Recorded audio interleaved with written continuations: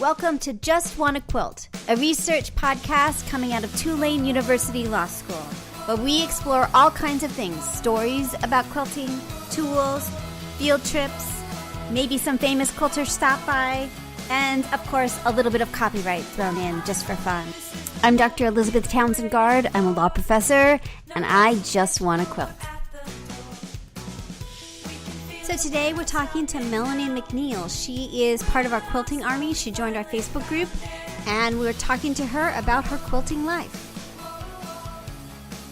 I'm Melanie McNeil, and I'm calling from Coralville, Iowa. Awesome. Iowa is like big quilting world, right? Like you guys have a lot of shops. We have a lot of shops here. I have within an hour's drive, I probably have 20 different shops I could go to. That's incredible. Okay, we'll talk about that too, because I want to know how do you support all of that quilting? Do you think, how many people, it's like everybody in your life quilting, like how do you support 20 shops in an hour radius? And can I just come visit and stay with you for like that would be amazing. Can you imagine? Your shop hop in Iowa is like a month long, right? Don't you have a month long? Yes. That's crazy. I think it's the whole month of June. Yeah, I think it's the whole month of June. The whole month of June. It's incredible. So let's start with the first question, and we'll come back to the Iowa quilting craze thing. Tell me your first memory of someone sewing or quilting in your life. My mom could make anything, and I believe that my brain has memory of her sewing before I have an actual memory of it. My first actual memory was I couldn't have been more than 3 or 4 at the most, and I know I came downstairs after I should have been asleep, and I found her sewing, which was typical, but she reacted really funny, and you know how that ingrains on a brain when something different happens, and she seemed really flustered.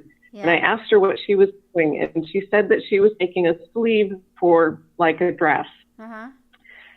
And I am almost certain that sleeve for a dress actually was a dress for a doll baby that I got probably for Christmas that year. That's so sweet. So, right. Yeah, so I was really little, but she sewed all the time, and she fed us with some probably pretty meager earnings of doing alterations. And she also made costumes for local theater. Oh. So I grew up going to fabric stores and all kinds of interesting places with her to find just the right fabric for just that costume. Oh, so interesting. Now, did you do theater? Yeah. Did you do theater as well? How did she get involved with making costumes for theater? How did she get involved with it? I don't know. I'm going to guess that it was probably somebody that she did alterations or custom sewing for. Yeah. Right. But she did that for as long as I can remember. And so I also have memories of being at the theater when I was quite little also. That's very sweet. That's really great. Yeah, there's a lot of, I grew up with theater, and yeah, that's a whole thing. Like the person, I remember them very clearly. Like there were 1 or 2 women who they made all the costumes for everybody. Like if you could afford it, like a lot of times, you know, your parents would make it, but if you could afford it and you could get them to make your costume, it was like a big deal, right? So I imagine your mom was like that too, right? Yeah. Yeah. It was. So when did you start quilting?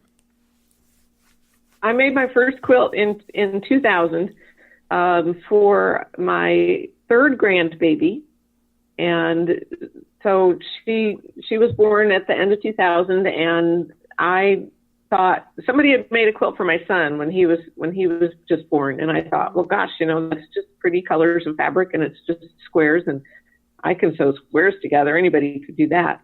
And it was a surprisingly horrible experience. I really did not have a happy time making that quilt. Really? And oh yeah, I had with my daughter picked out a really very pretty fresh pink plaid, and it was printed plaid, but it was actually on grain.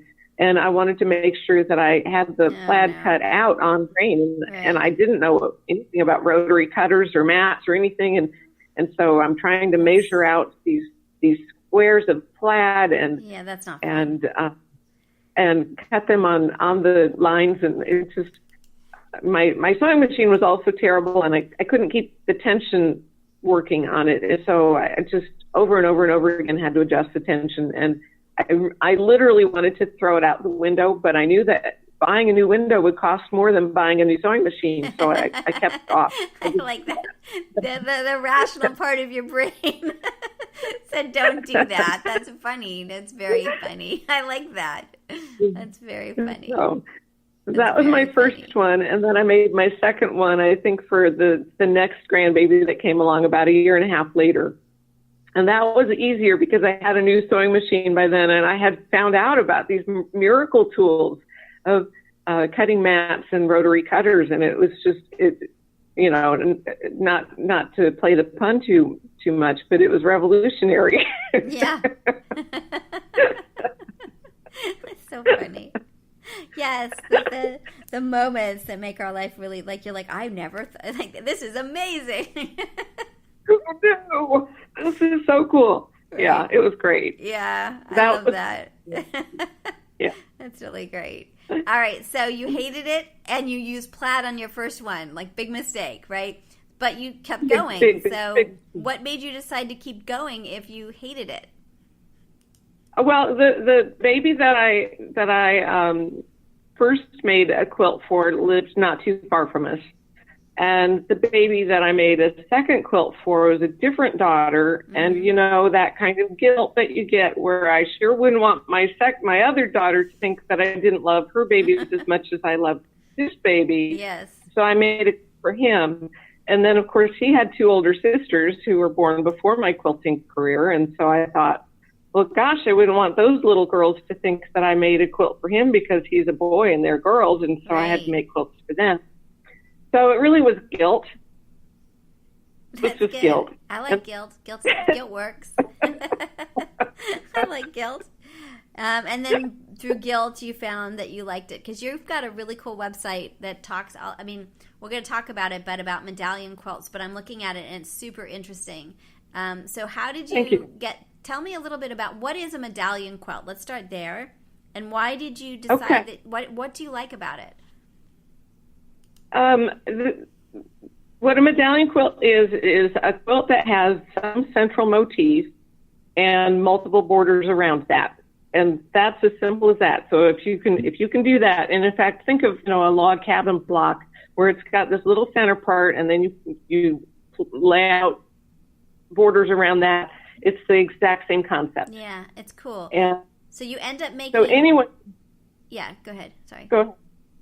Yeah, so anybody can make a medallion quilt, and I think that people are very intimidated by it, which is another part of the subject I'll get to maybe as we talk. But so the way I came to that was kind of a weird roundabout way. I've made medallions almost since I started quilting, before I knew that that's what they were called, and.